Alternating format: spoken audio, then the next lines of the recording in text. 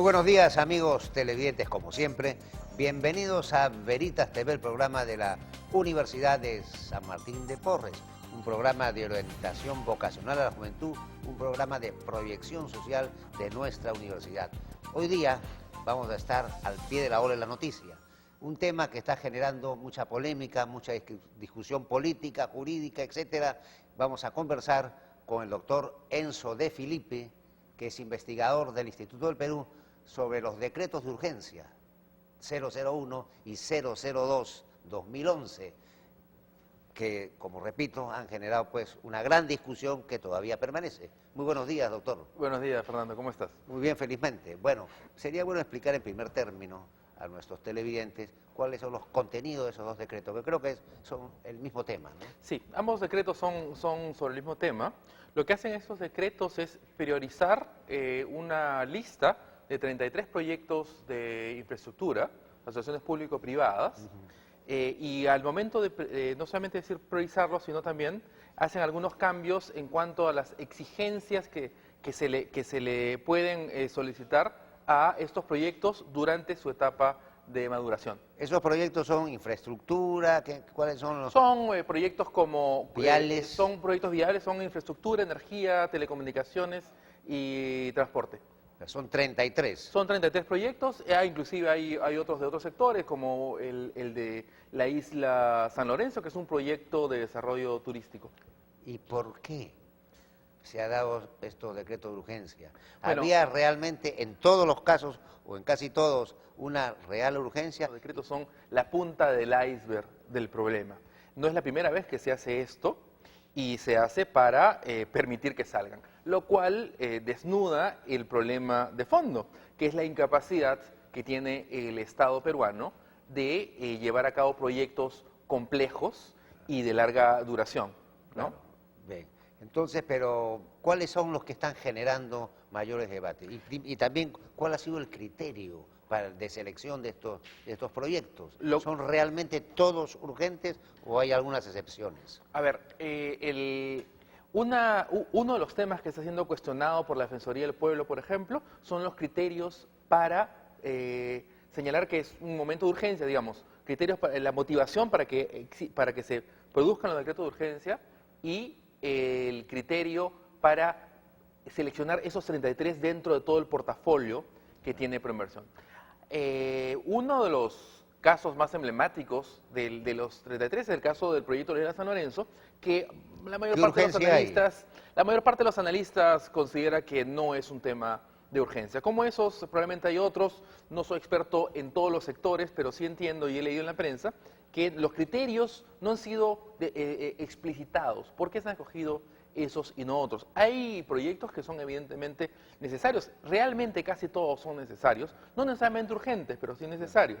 Hay proyectos de telecomunicaciones que consisten en llevar la banda ancha a zonas alejadas, que es un tema de integración nacional. Está el tema del Muelle Norte del Callao, que son proyectos que necesitamos que está generando polémica, y después vamos a tratar puntualmente ese tema. Sí, el tema que ha generado polémica ha sido que el decreto contiene un artículo que dice que las exigencias ambientales, las certificaciones ambientales, perdón, que se le exigen a los proyectos, en este caso se lo van a exigir solamente cuando antes de empezar a operar, no en la etapa previa. ¿Pero se les va a exigir igual? Se les va a exigir, pero las ONGs, varias ONGs y varios representantes de la sociedad civil han salido a señalar que se estarían relajando los criterios y las certificaciones. Que no es la opinión del ministro de Ambiente. No es la opinión del ministro del Ambiente. El ministro del Ambiente señala, creo que estoy repitiendo la opinión del ministro del Ambiente, es decir, no se ha relajado ningún criterio. Lo único que se ha cambiado es el momento en el cual se exige la certificación ambiental. Los estudios de impacto ambiental son largos, caros y completos, y sobre todo necesarios, pero se demoran muchísimo y no tiene ningún sentido solicitarlos antes de que el proyecto vaya a operar. Ya, pero en todas maneras se va a exigir, antes de empezar a operar, van a tener que presentar ese proyecto. Se va a exigir antes de que pudiesen hacer daño, que para eso es un proyecto de estudio de impacto ambiental aprobado, ¿no? Que no solamente tiene la parte ambiental, los proyectos de impacto ambiental contienen no solamente temas ambientales, sino la licencia social está incluida en ese procedimiento, ¿no? Que es comunicarle los impactos a los pobladores y fijar alguna manera de compensarlos.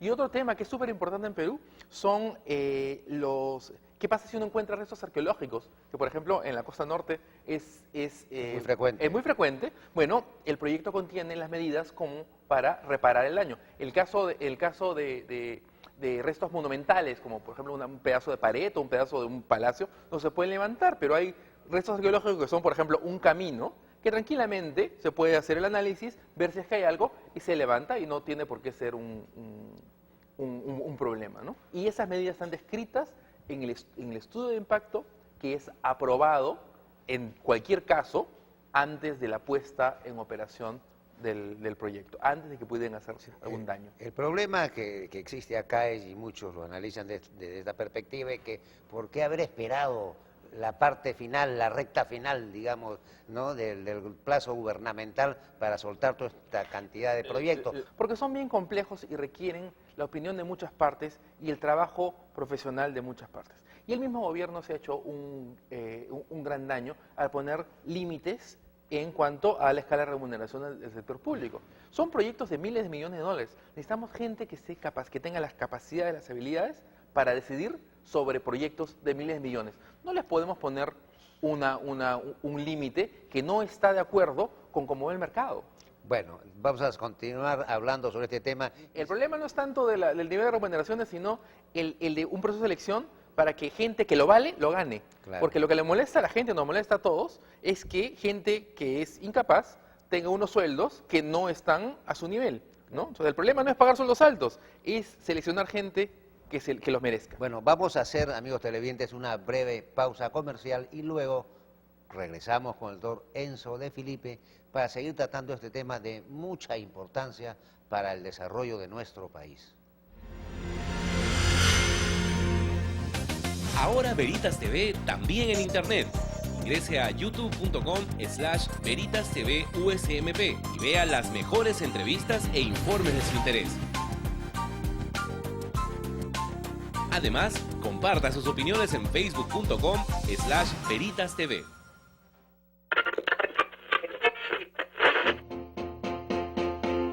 Oh, foolish baby, you're okay for one night, but that's all, baby, 'cause I don't believe in love, gonna play with you now. Saber inglés no siempre es importante. En tu futuro, sí lo será. Ven al Centro de Idiomas de la San Martín y empieza a entender. Love is a foolish thing.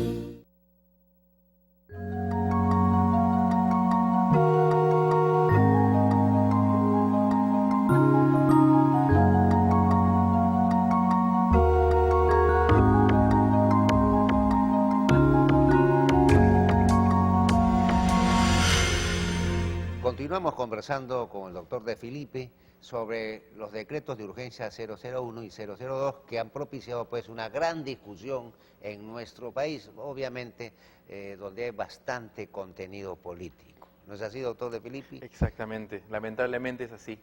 Bueno, pero ¿cuáles han sido los criterios esenciales y después qué hacer? Ya tenemos esta realidad y están los decretos, van a tener vigencia, ¿qué hacer para que se pueda llevar adelante estos decretos en beneficio del país? Yo creo que lo que se debe hacer es trabajar para que no tengamos que dictar decretos de urgencia para que se lleven a cabo proyectos de inversión. Hay varias cosas que se pueden hacer. Una es primero, necesitamos una carrera pública. Es un tema que es mucho más amplio, pero necesitamos una carrera pública, un servicio civil. Necesitamos un Estado que la gente quiera trabajar ahí. En los países desarrollados, la mejor gente trabaja para el Estado. Sin duda, es que tiene remuneraciones adecuadas. Y además, para trabajar ¿No? en el Estado, uno no solamente tiene que saber cómo funciona el sector privado, sino también tiene que saber cómo funciona el Estado mismo. Requiere una capacidad, una habilidad que es bastante mayor a la del sector privado. Entonces, no tiene ningún sentido que estemos que estén entrando a trabajar al Estado aquellos que no se pueden colocar en el sector privado. Debería ser al revés. Claro. ¿No? Eso es lo primero, tener mejores funcionarios. Bueno, pero también yo diría que el sistema universitario del país debe apuntar en esa dirección, ¿no? Y preparar también a los profesionales para poder trabajar en el ámbito público, no solamente en el sector privado, sino abrirles ese panorama y prepararlos para poder trabajar en beneficio del desarrollo del país. Es un tema de mercado y de proyección a largo plazo. De mercado, claro, obviamente. Si no hay demanda en el sector público, bueno... Claro, si la demanda es pues que uno va a salir después de la universidad a ganar 3.000 soles y en el sector privado va a ganar 5, evidentemente todo el mundo va a querer primero el sector privado, claro, y el sector público se va a quedar con aquellos que no consiguen una remuneración en el sector privado. Como ¿no? suele ocurrir actualmente. Lamentablemente, y en algunos casos tiene eso una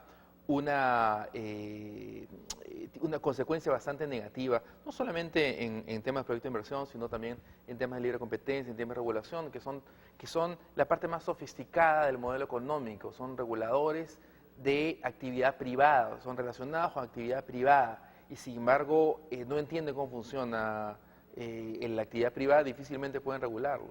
Claro. Yo quería decir algo verdaderamente que me parece importante. Muy bien, ya están estos decretos de urgencia, hay que seguir adelante, hay que tratar de hacerlos lo mejor posible, pero pienso yo que pensando en el futuro no es lo mejor para el país. Los decretos de urgencia, hay que planificar el desarrollo del país, ¿no? Indudablemente, y hacer las cosas en el tiempo adecuado, con los programas adecuados. Sí, las acciones públicas privadas, las concesiones, tienen que ser consecuencia de una conceptualización previa, que es bien importante, que no tenemos en el Estado, que es a dónde queremos llegar, ¿no?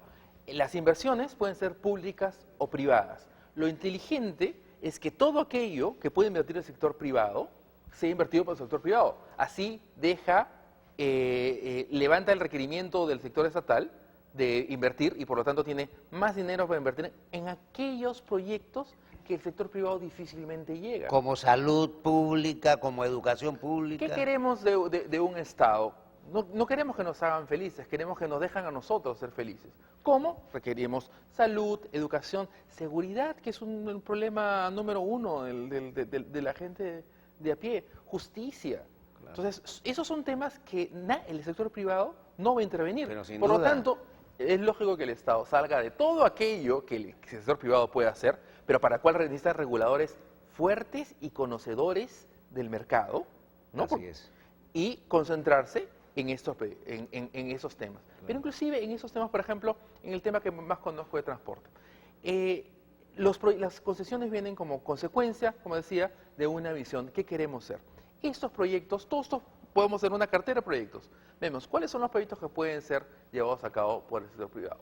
Los que no, tienen que ser llevados a cabo por el sector público, pero tienen que ser planificados. La planificación, uno no puede planificar el mercado, uno planifica la acción estatal. Sin embargo, esto que es tan sencillo que te estoy contando, no está contenido en los planes del sector público, y aunque esté contenido, los planes son saludos a la bandera, son referenciales. En el caso que yo conozco, que es el caso portuario, tener infraestructura con tarifas caras no soluciona el problema del sector exportador. ¿Cómo haces para que exista inversión? Creando competencia. Creando competencia. Y el tema que vamos a hablar después del Muelle Sur, brevemente, el Muelle por favor, Norte, es exactamente ese, tema de competencia. Ese es el problema. El problema del Muelle Norte del Callao, tal cual. ¿Podrías detallarnos algo sí, finalmente? Mira, el tema es, el concesionario del Muelle Sur también quiere operar el Muelle Norte. Ya. El Estado no ha previsto esto, por lo tanto no tiene las normas necesarias como para impedírselo. ¿Ok? Claro. Entonces, ¿pero qué tiene sentido como política pública? Como política pública tiene sentido, tengo un superoperador en el sur, quiero tener otro superoperador en el norte para que compitan entre ellos. De otra manera, yo estaría entregando prácticamente un monopolio a una sola empresa, un monopolio que, si bien va a ser regulado, la regulación no suple la competencia. La regulación es un mal sustituto de la competencia. Por lo tanto, ¿qué estoy haciendo? Estoy condenando al sector, a los usuarios del puerto del Callao, a pagar tarifas más altas de la que podrían pagar. Por lo tanto, es un mal favor que le estoy haciendo, ¿no es cierto? ¿Y cuándo es el momento? El único momento que tú puedes hacer eso, antes de concesionar. Una vez que está concesionado, son concesiones por 30 años. No puedes cambiarlas unilateralmente. Bien. Muchas gracias, doctor De Filippi, por estos importantes puntos de vista y reflexiones que creo que nos van a ser a todos sumamente útiles. Por nuestra parte, amigos televidentes, continuamos con el desarrollo de nuestro programa. Este 1 de marzo comienzan las clases en la Universidad de San Martín de Porres. Conozcamos quiénes ocuparon los primeros puestos en las diferentes modalidades del proceso de admisión 2011.